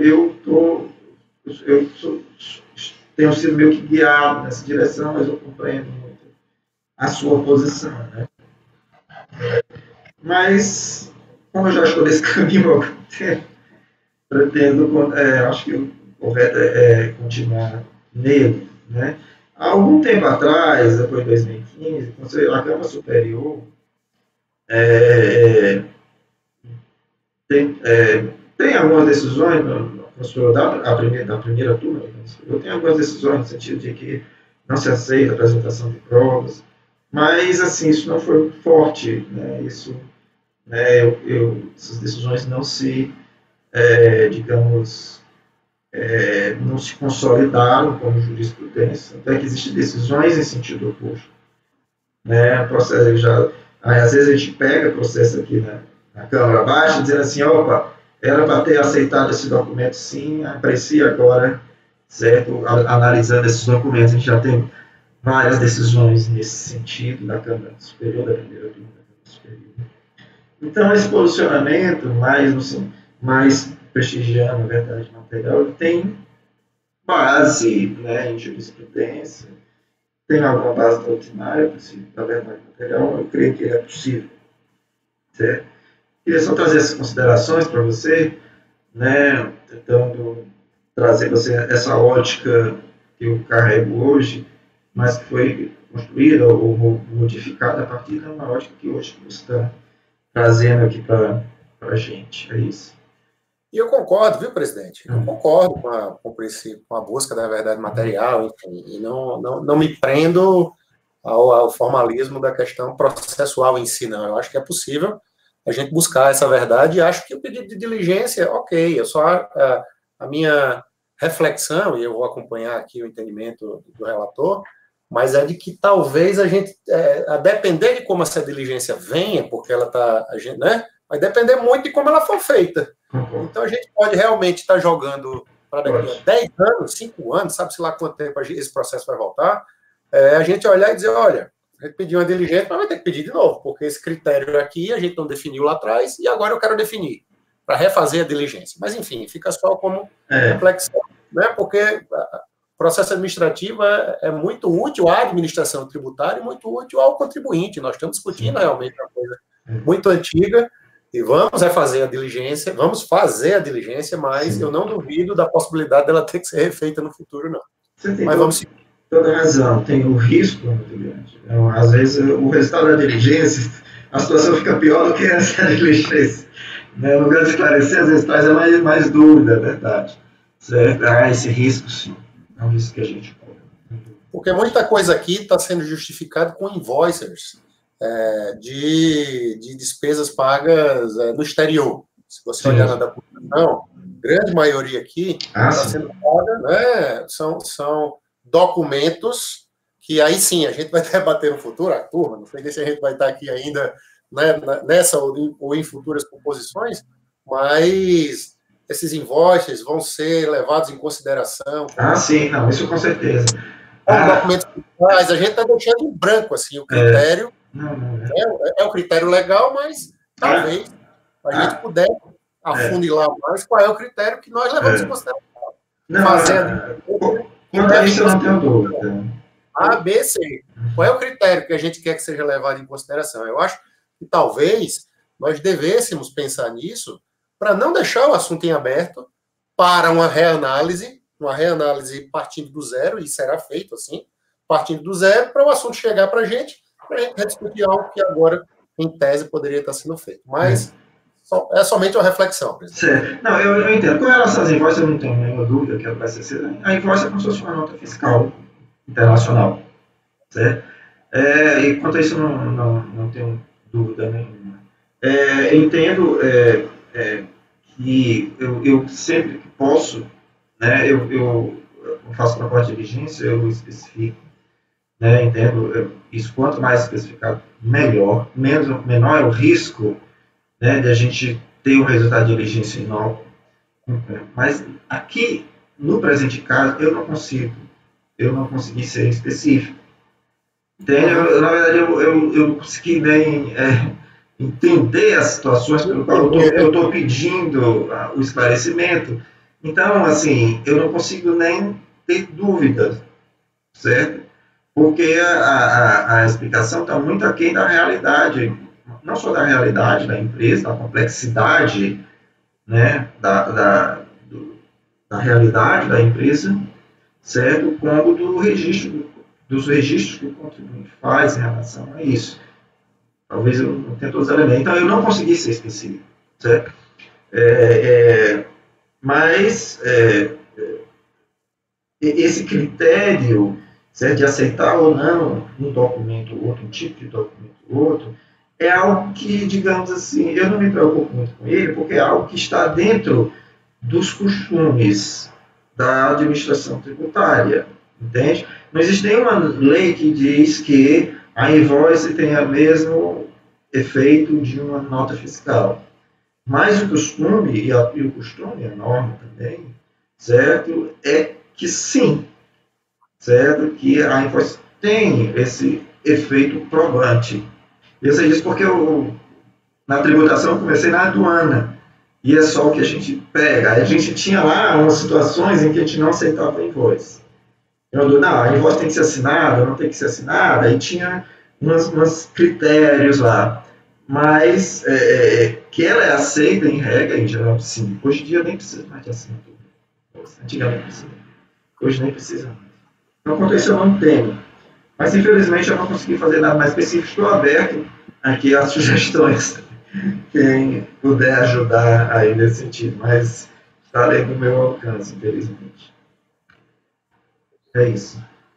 Alguma consideração a mais? Se alguém tiver propostas, sugestões? Se não... Pode voltar, presidente. Ok. Então, Efigênio. Com o relator, presidente. Gisele. Acompanho o relator, presidente. Acompanha, né? Eu também acompanho o relator, presidente. Com o relator. Certo. Então, o resultado do item 8 da nossa pauta ficou assim. Converter o julgamento em diligência, uma resolução, né, resolve os membros do colegiado converter o julgamento em diligência por unanimidade.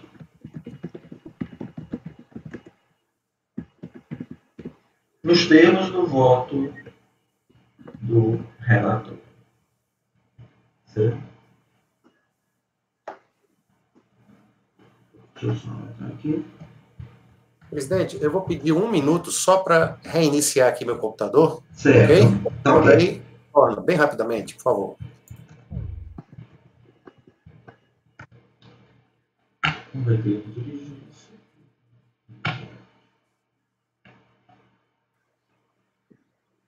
Presidente, será que a gente pode dar um intervalinho só de 2 minutos, já que ele está reiniciando? Nem precisa parar a gravação, é que eu não consigo fechar minha câmera.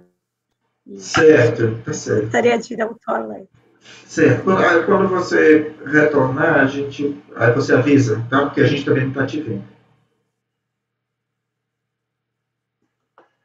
Ela não consegue fechar a câmera, mas eu não sei se vocês estão vendo, mas eu não estou vendo o Gisele fazer aqui. Quero até esclarecer isso daqui, para ficar registrado, que hoje a gente está tendo um problema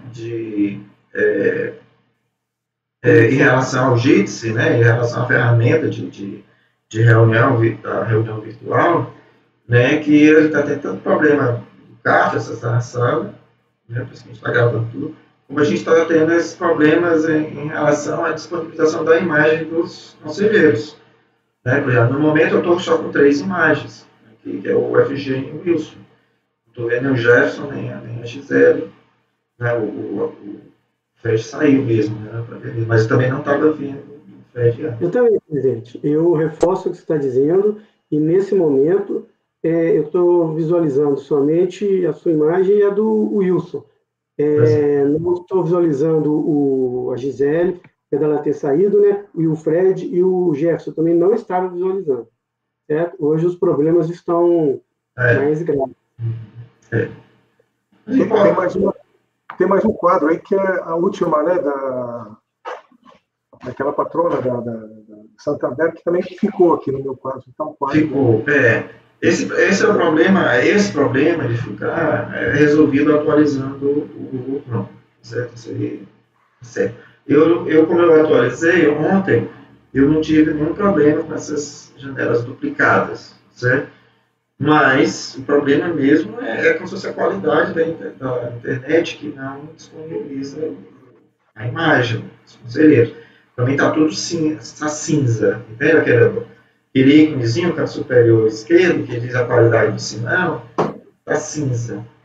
Tá tanto a Gisele como o Jefferson. Né? O Jefferson e o Fred eu não enxergo desde sempre. Pois é. Eu só estou enxergando o Neilson, o Wilson e o Efigênio. Não adianta, essas internets têm que dar uma reforçada mesmo. Porque... Por outro lado, também estou vendo 2 Giseles aqui, também a advogada, né, patrona também, 2 Freds, 2 Ítalos. Agora eu consigo visualizá-lo, Fred. Antes eu não Agora eu vi o conseguia. Fred, o Jefferson nada. Aqui é muito ruim você fazer uma sessão sem enxergar ninguém se falando. É verdade. Eu continuo visualizando nem a Gisele, nem o Jefferson. Agora eu estou vendo o Fred. Quando ele retornou, eu estou vendo o Fred. Eu também. Você reiniciou o computador, Fred? Reiniciei. Ô, Gisele, você reiniciou o seu ou não? A Gisele saiu, entrou. Agora apareceu. Agora você está aparecendo, Gisele. Agora a Está Gisele. faltando o Jefferson agora. Melhorou. Ok, colegas. Vamos para o próximo item da pauta. Assim, só um detalhe, viu? Mesmo que apareça mais de um quadradinho para o conselheiro só vota uma vez, certo? O voto não é por quadradinho, não, tá certo? Parece aí, um pequeno comentário que come. Então, colegas, então, voltando aqui ao nosso julgamento, né, fecha parênteses, humorístico, vamos ao item 10 da pauta. Conselheiro, assim, item 10 da pauta, processo da empresa Brasal Combustíveis Limitada.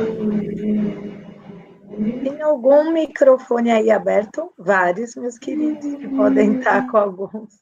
Alguma obra, alguma coisa assim. Certo. Item 10 da pauta, processo da Brasal Combustíveis Limitada, vai ser relatado pelo conselheiro Wilson, que tem a palavra. Obrigado, presidente. Item 10, recorrente Brasal Combustíveis Limitada. Esse processo a gente vai estar tratando a respeito de um pedido de restituição de imposto sobre o lucro líquido, né? E aí a gente vai estar discutindo a questão de uma declaração de inconstitucionalidade de um artigo 35 da Lei 7.713. E eu vou iniciar o relatório, presidente. Ok. Trata-se de recurso voluntário em face do acordo da DRJ Brasília, que julgou improcedente a manifestação de inconformidade apresentada pela contribuinte contra despacho decisório que não deferiu pedido de restituição relativo a pagamento de imposto sobre o lucro líquido, efetuado em 30 de 4 de 1991, cumulado com pedido de compensação. Por relatar adequadamente os fatos de andamento processual até a apresentação da manifestação de inconformidade, reproduz o relatório contido no acordo. Então, trata-se de pedido de restituição de imposto sobre o lucro líquido, que a empresa identificada reputa ser indevido sob o argumento de que o artigo 35 da Lei 7.713 de 1988 foi declarado inconstitucional pelo STF e suspenso pela resolução número 86 do Senado Federal. Nesse processo foram anexados pedidos de declaração de compensação de créditos tributários, formalizados nos dois processos, cópias de DCTF, que envolve o crédito pleiteado. No despacho decisório, o pedido de restituição foi indeferido e as compensações não homologadas, sob a argumentação de que, na data de protocolo do processo, o direito da contribuinte pleitear a restituição havia decaído. O contribuinte tomou ciência da decisão e, conformado, apresentou manifestação de inconformidade. A Sexta Câmara do Primeiro Conselho e a DRJ, julgou, indeferiu o pedido do contribuinte. Seguiu-se o recurso voluntário encaminhado e julgado pela Sexta Câmara do Primeiro Conselho de Contribuintes, que deu provimento ao recurso voluntário e afastou a decadência ao direito de pleitear e restituição e determinou o retorno dos processos para a DRF Brasília. A DIORT da DRF Brasília enviou os autos à DRJ para análise da questão. Contudo, o presidente daquela turma de julgamento, com base no artigo 57 e 66 da IN, devolveu o processo à DRF para a autoridade fiscal competente se manifestar sobre o mérito, quanto à existência ou não do crédito pleiteado, bem como a homologação dos pedidos de compensação, se fosse o caso. No despacho decisório, a DRF, a autoridade fiscal competente indeferiu o pedido de restituição com base na cláusula 9 do contrato social, que previa a distribuição do lucro ou prejuízo apurado em 31 de dezembro de cada ano. Então, retornou o processo, o primeiro Conselho de Contribuintes devolveu o processo para a DRJ encaminhou para a DRF, né, e a DRF, analisando o mérito, entendeu que não cabia o direito à restituição do imposto sobre o lucro líquido, porque a contribuinte fazia a distribuição do lucro. Né, essa questão. O contribuinte tomou ciência do despacho decisório e apresentou manifestação de inconformidade, na qual transcreve os fatos e emendas do julgado administrativo e judiciário. Se apresentou algumas emendas para embasar o seu entendimento. E argumenta o seguinte, que o órgão julgador interpretou de forma equivocada a previsão de distribuição dos lucros prevista na cláusula 9 do contrato social, concluindo, ao final, pelo disposto na Resolução 82/96 do Senado Federal, o seu direito em pleitear a restituição decorre da suspensão do artigo 37 da Lei 7.713 pela Resolução do Senado Federal. E também faz menção à IN-SRF número 6397, que vedou a constituição de créditos relativos ao imposto sobre o lucro líquido em relação às sociedades por ações e às demais sociedades, nos casos em que o contrato social não previa a disponibilidade imediata ao sócio cotista do lucro líquido apurado no encerramento do período. Atendendo a intimação da autoridade julgadora, apresentou cópias do seu contrato social, desde a Constituição que ocorreu em novembro de 91, que, apesar de constar a forma de distribuição do lucro no período, essa não foi imediata. Ela defende que só havia a constatação da possibilidade de distribuição do lucro. E não ocorreu essa distribuição no exercício seguinte, tornando indevido o pagamento efetuado. A principal questão se prende se houve ou não a distribuição imediata ao sócio cotista do lucro apurado, conforme prevê a instrução normativa. Essas palavras da recorrente. É fato ainda que, enquanto não previsto no contrato social que o lucro apurado no encerramento do período teria distribuição automática, poderia ela pedir a restituição do imposto sobre o lucro líquido pago. Conforme demonstrado na planilha de mutação patrimonial de 90, que será juntado ao processo oportunamente, não houve qualquer distribuição de lucro. E aí ela defende que a restituição paga com base no artigo 35, que foi declarado inconstitucional, seria seu direito de estar pleiteando a restituição. A quarta turma da DRJ Brasília entendeu que as cláusulas 8ª e 9ª do contrato social do contribuinte, em vigor em 31/12 de 1990, dispunham que os lucros ou prejuízos apurados nos balanços anuais encerrados em 31 de dezembro seriam divididos, suportados pelos sócios na proporção de suas cotas do capital social, ou seja, possuíam eles a disponibilidade jurídica sobre os lucros da empresa. Dessa forma, a DRJ considerou constitucional a exigência do imposto sobre o lucro líquido e que, além disso, houve incidência e recolhimento alíquota de 8%, calculada com base no lucro líquido apurado no encerramento do período base, entendendo que houve a distribuição do lucro. Por isso, considerou improcedente a manifestação de inconformidade. O contribuinte irresignado encaminhou recurso voluntário, onde alega que no contrato social e alterações não havia qualquer menção à disponibilidade imediata do lucro líquido apurado e distribuído aos sócios, mas sim apenas uma previsão de que os lucros e prejuízos poderiam ser distribuídos de uma forma ali determinada. E, portanto, previsão esta contrária à disponibilidade imediata prevista na Instrução Normativa número 63 de 97. Aduz, entretanto, que a questão principal não deve prender-se ao fato de haver ou não menção da disponibilidade do lucro líquido apurado e distribuído aos sócios, mas sim se houve ou não a efetiva distribuição de tais valores, o que afirma não ter ocorrido. Entende que, superada a questão do direito à restituição dos valores pagos a título de imposto sobre o lucro líquido, assiste-lhe o direito à compensação dos débitos declarados. Requereu a incidência de correção monetária sobre os valores recolhidos, fazendo incidir a correção dos expurgos inflacionários ocorridos no período. E aí ele faz a descrição de quais seriam os índices de correção. Requer, ao final, o corrimento do recurso com a reforma do acórdão combatido e sejam obstados atos de cobrança ou constritivos de direito contra a inscrição dos débitos em dívida ativa da União, expedição de certidão conjunta com efeito de negativa em relação aos tributos federais. Este é o relatório, presidente. Passo ao voto.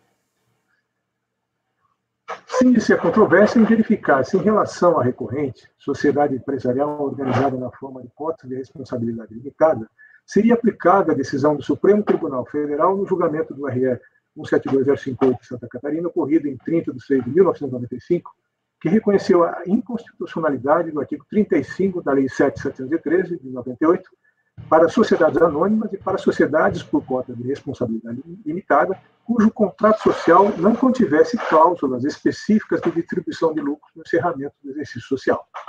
Em outros termos, é avaliar as cláusulas do contrato social da recorrente para verificar se há disponibilidade econômica ou jurídica imediata ao sócio cotista do lucro líquido apurado no final de cada exercício.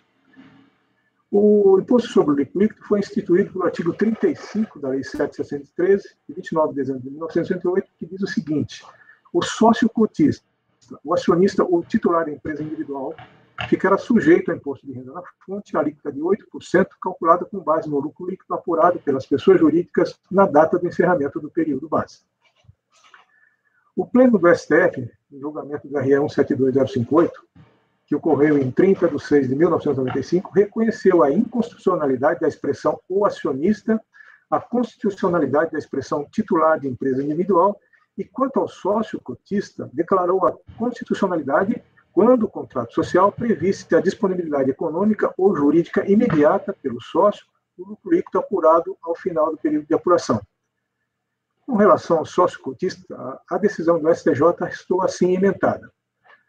A norma esculpida no artigo 35 da Lei 7.713, de 88, mostra-se harmônica com a Constituição Federal quando o contrato social prevê a disponibilidade econômica e jurídica imediata pelos sócios do lucro líquido apurado na data do encerramento do período base.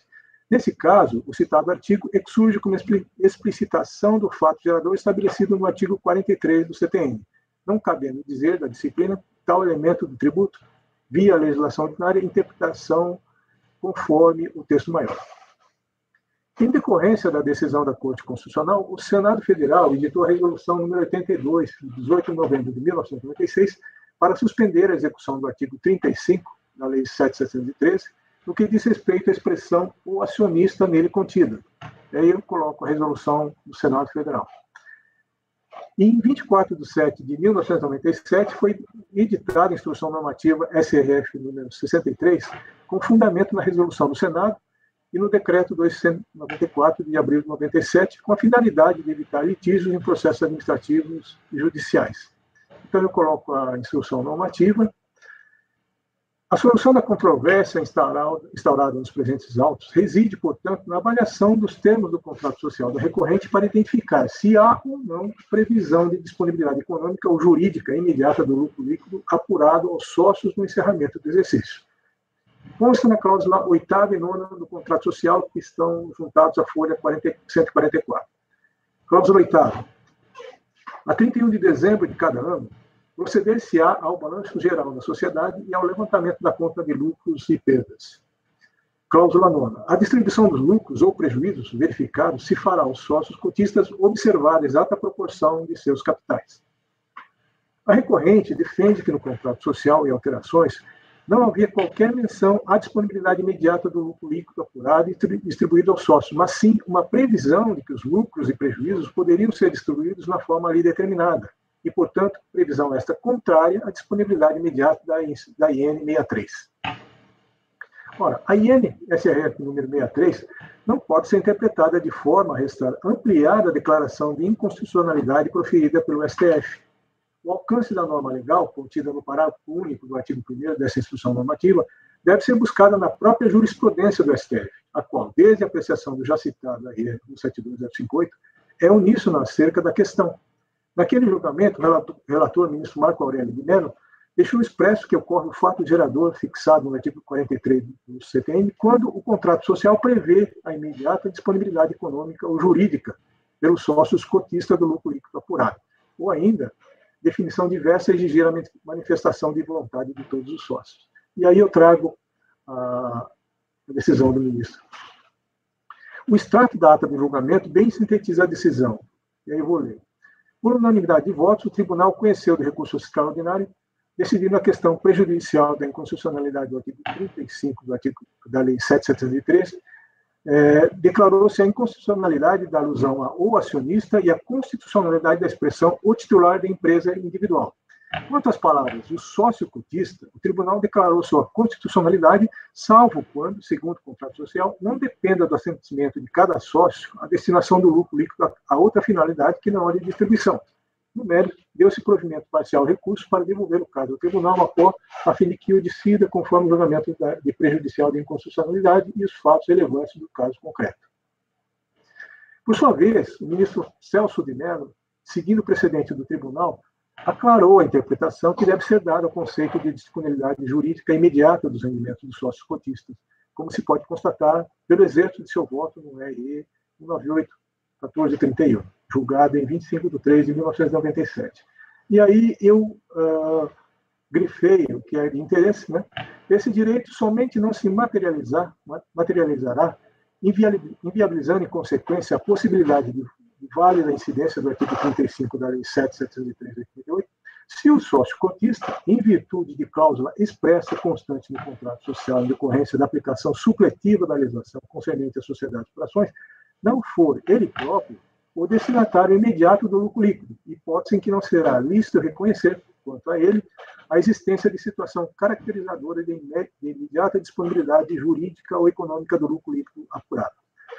Portanto, em síntese, toda a jurisprudência do Tribunal Federal é firme no sentido de que somente será inconstitucional a exigência do imposto de renda na fonte sobre o lucro líquido da sociedade por cotas de responsabilidade limitada, quando o seu contrato social prevê, sem depender do assentimento dos sócios, destinação do lucro líquido a outra finalidade que não a sua distribuição. É exatamente esse o caso em tela, uma vez que as cláusulas 8ª e 9ª do contrato social do interessado prevêem a distribuição dos resultados ao final do exercício, não havendo nenhuma cláusula no contrato social que condicione a distribuição daquele resultado, presumindo-se, portanto, que a disponibilidade jurídica do lucro é imediata. É nesse sentido que deve ser interpretado o disposto no parágrafo único do artigo 1º da IN-SRF 63, afastando qualquer interpretação que altere a apreciação do Supremo Tribunal Federal sobre a questão, ampliando inadvertidamente a inconstitucionalidade declarada com um alcance mais estreito, cabendo lembrar ainda que a instrução normativa não pode inovar no mundo jurídico para dispensar a exigência do tributo devido, máxime quando já declarada a constitucionalidade da exação. Dessa forma, uma vez configurada a disponibilidade jurídica, conforme previsão contratual, não se reconhece o direito creditório pleiteado relativo ao recolhimento do ILLR. A recorrente aduz ainda que a questão principal não deve prender-se ao fato de haver ou não menção da disponibilidade do lucro líquido apurado e distribuído aos sócios, mas sim se houve ou não efetiva distribuição de tais valores, o que afirma não ter ocorrido. Não assiste razão à recorrente. É que, no caso do imposto sobre o lucro líquido, trata-se de tributo direto.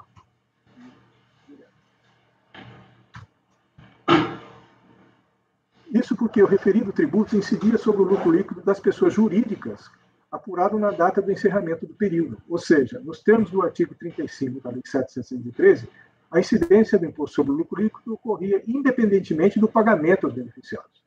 Nesse sentido, é a jurisprudência do CARC, conforme decisões que eu abaixo colaciono. Quanto à questão da aplicação da correção monetária sobre os valores recolhidos apresentados pelo recorrente, eles não conhecem pelo fato da questão principal, que tratou do direito à restituição, de ter sido desfavorável.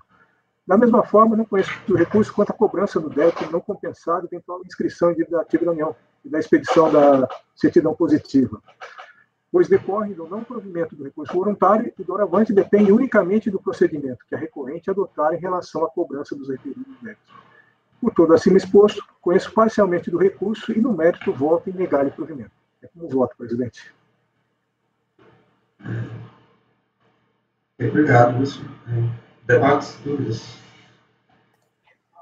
Wilson, estava folheando o processo, eu tive um caso muito parecido, também fui ver essa questão de ILL, o contribuinte na cláusula contratual, ele não tinha, ele condicionava a distribuição para os sócios a efetivamente ter essa disponibilidade no caixa, enfim, de acordo com atos societários. Primeiro ponto. Nesse segundo ponto, foi que o contribuinte ele faz prova de que ele não distribuiu os lucros. Ele realmente traz, no meu caso, ele trazia prova. Eu folhando o seu caso aqui, primeiro que a cláusula é bem aberta, ela não coloca de forma expressa a distribuição automática. mas ela também, né, não deixa explícito nenhum requisito para que essa distribuição automática não ocorra de fato. O contribuinte, nesse seu caso, pelo que eu vi, eu folhei rapidamente, ele não traz prova da não disponibilização, de alguma forma, porque no meu ele tinha trazido todos os lançamentos, as contas contábeis e tudo mais. Pelo que eu folhei no seu, ele fala que vai trazer, mas não traz, correto? Isso mesmo. Tá, perfeito. Então fica bem complicado, porque a gente até podia entrar no mérito da cláusula contratual se ele trouxesse aos autos prova de que ele não distribuiu, que no meu caso ele trouxe, né? Então eu fui até abrir esse meu caso para tentar lembrar qual que tinha sido o grande ponto de insurgência que a gente acabou por dar provimento. Foi que ele demonstrou a não distribuição e a cláusula contratual ela era um pouco mais limitativa que a sua, ela colocava de forma a não comprometer a continuidade dos objetivos sociais, ou seja, era mediante deliberação que ocorria a distribuição. Aqui você não tem essa trava, e ao mesmo tempo o contribuinte não traz, né? Então, pelo menos foi isso que eu abstraí do seu relatório e folhando e do seu voto rapidamente. É isso, Wilson? Posso falar, presidente? Sim. Além disso, Gisele, o que eu entendo é o seguinte, que o imposto é imposto direto que incide sobre... Sim, eu vi, eu votaria pelas conclusões, mas... Isso. Além disso, veja assim, no contrato, né, se existisse uma cláusula no sentido de que não ocorreria a distribuição se não tivesse capacidade financeira, por exemplo, né, talvez até poderia ser discutido isso, mas não tem nenhuma cláusula nesse sentido. Então, assim, eu me abstrairia do fato, né, apesar de ele estar dizendo que ele ia comprovar que não recebeu, né, a distribuição do dividendo, mas eu considero assim, que como não existia no contrato, é um tributo direto, caberia, sim, assim, não tem nenhum óbice a incidência do imposto sobre o lucro líquido nesse caso. Ok. Mais alguém? Podemos votar? Wilson, só faço uma sugestão. Na sua emenda, aquele item que você colocou, tributo direto, lá na emenda está de direito, só para você fazer o ajuste. Eu vou corrigir. Porque é o mesmo, às vezes a gente acaba se equivocando, né? Certa correção. Tá? Ok, eu já tinha corrigido lá no texto, aqui eu corri. Na emenda, é porque às vezes a gente copia, né? Foi para a emenda. Isso. Eu acompanho o relator, presidente. Eu acompanho pelas conclusões só por esse aspecto que o próprio Wilson colocou, e ele coloca na emenda com relação ao fato da tributação direta. Eu tenho mais essa questão da disponibilidade, eu necessariamente vou olhar se houve ou não, então por isso das conclusões. Mas assim, teoricamente eu entendi, Wilson, que você até superaria para analisar as provas, mas como está bem direcionado sob esse fundamento seu voto, só pelas conclusões. Sim. Eu também vou votar pelas conclusões, presidente, vou acompanhar o relator. Desculpe, Jefferson, eu não entendi. Você vai... Eu vou acompanhar o relator pelas conclusões também. Tá certo. Tá certo. Fred vai acompanhar... O relator. Com o relator. Certo. Eu também acompanho o relator. Então, o resultado do julgamento do item 10 da pauta ficou da seguinte forma. Deixa eu só conectar aqui no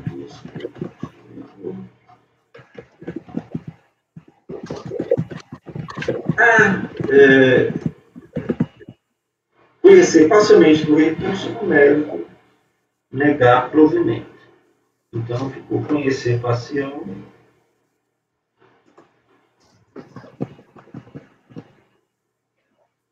E no mérito, negar provimento por unanimidade, votaram pelas conclusões